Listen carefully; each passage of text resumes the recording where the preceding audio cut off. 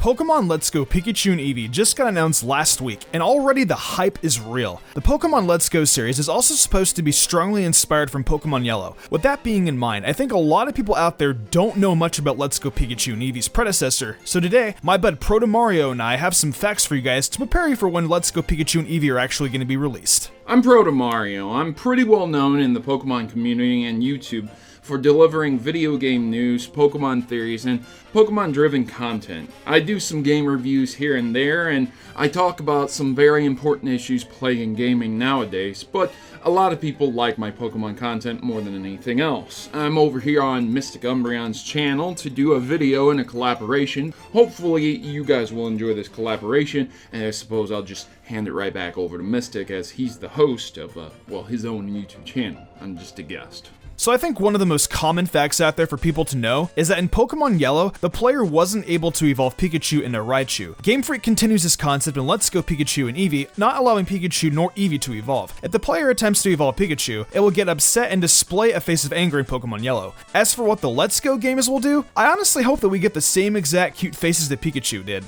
Pokemon Red and Blue sprites were, they were very interesting.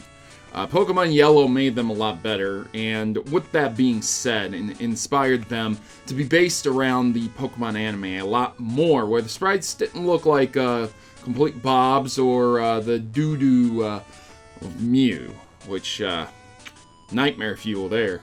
In Pokemon Red and Blue, there was a catching tutorial at the beginning of the game in Viridian City where an old man was seen capturing Weedle. In Pokemon Yellow, there is that same old man except he's attempting to capture a Rattata. Notice how I said attempt. He actually fails at capturing it. Pokemon Yellow was the first game that let Pokemon follow you around as well. In this case, only Pikachu. Heart Gold and Soul Silver later were inspired by this and allowed Pokemon to follow the player around. Let's Go Pikachu and Let's Go Eevee also got the inspiration from these previous titles. As aforementioned, Let's Go Pikachu, Let's Go Eevee would be Pokemon Yellow reboots, so of course it's only natural to have your Pokemon follow you around once again. In Pokemon Yellow, Pikachu's cry was meant to mimic Pikachu's cry from the Pokemon anime. Yellow is also the only core game in the series influenced by the Pokemon anime, as there are also a lot of references in-game specifically from the Pokemon Season 1 anime.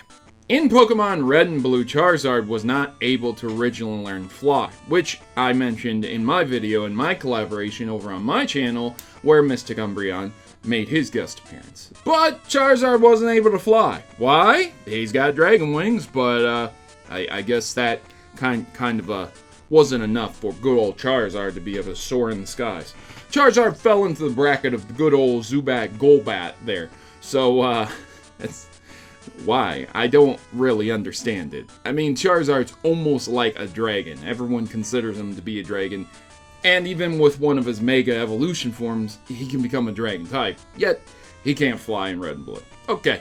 Well, in Pokemon Yellow, it can learn Fly, and in doing so, that's how it made the best team for Yellow. That would be good old Mystic Umbreon with another video, so check into that after this.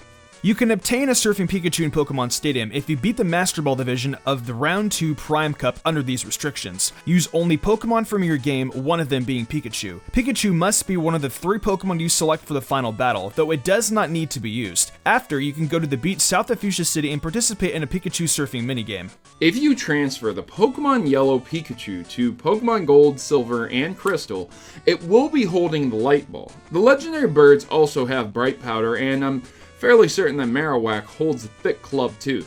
These are all pretty unique and very rare items to get, at least in the earlier generations, and even still today, it's not that easy to acquire these items, with the exception of trading. So yeah, of course, man, you could get them by trading pretty easily, but back in the day, Bright Powder was pretty OP. If you guys didn't know, Bright Powder, you can tell your Pokemon to hold that item, and it reduces the accuracy of the enemy. I'm not exactly sure to the precision point of how much, because Gen 1 and Gen 2 were pretty glitchy, but to say the least, it does make a massive difference. And Thick Club is really important as well, in the later generations at least, as well as the Light Ball, meaning that Pikachu becomes a viable competitive Pokemon with the Light Ball. It basically makes him pretty OP also. So yeah. On Route 9, a youngster was inspired by the trainer AJ from the first season of the Pokemon anime episode 8. They both use Sandshrew, talk about winning 100 battles, and for some reason that Sandshrew knows Fissure. That thing must be a real powerhouse. Well, those were some facts we feel you guys should know before Pokemon Let's Go Pikachu and Eevee. These games are going to be pretty hype, and it's pretty cool that we get to see Kanto again in such a cool and unique fashion. Though these games aren't Yellow remakes, Yellow still plays a big inspiration with the birth of these new games, and that's why we feel we should appreciate Pokemon Yellow for what it is and how much it is impacted in Pokemon games today. Big thanks to Proto, too, for joining me on this awesome journey. Hey, so yeah, I talked about a video that Mystic had done on my channel also. That's facts about Pokemon Red and Blue that are kind of fairly important for you to know for the upcoming release of Let's Go Eevee and Let's Go Pikachu. These are games that are going to be working in conjunction with Pokemon Go, but they are also based upon a reboot of Pokemon Yellow. Whether or not they're going to be the games that you want to see rebooted or the mechanics are going to be questionable at best doesn't really matter. You still need to know some facts of the original Pokemon games in order to get the lowdown on these remakes. At the end of the day, you guys would probably benefit greatly from knowing these facts. In the very least, when you're talking Pokemon with some people, you could show off how smart you are and maybe impress them with your knowledge. Hey, who knows what that could potentially lead to. But hopefully you guys will take time to check out that video just as well as you've taken the time to check out this video. I really appreciate Mystic Umbreon giving me the chance to show up on his channel and do a collaboration. If you enjoyed the video, why not leave a like and subscribe to my channel with notifications on, that way you never miss an upload. If you want to support me further, consider following my Twitch where I stream a lot of Pokemon content like shiny hunting, showdown battles, and even Pokemon Mission Dungeon Explosive Sky speedruns. I'm currently in partnership push for Twitch, so if you guys could come down and support, I would love that a lot. Want to support me further and gain cool perks? Check out my Patreon. Fly, Jubilee, and Daniel Leone did, and I want to thank them personally for going above and beyond. It means the world to me. I think I'm gonna wrap this up though. I'm Mystic Umbreon, and I will see you in the future for some more awesome Pokemon content.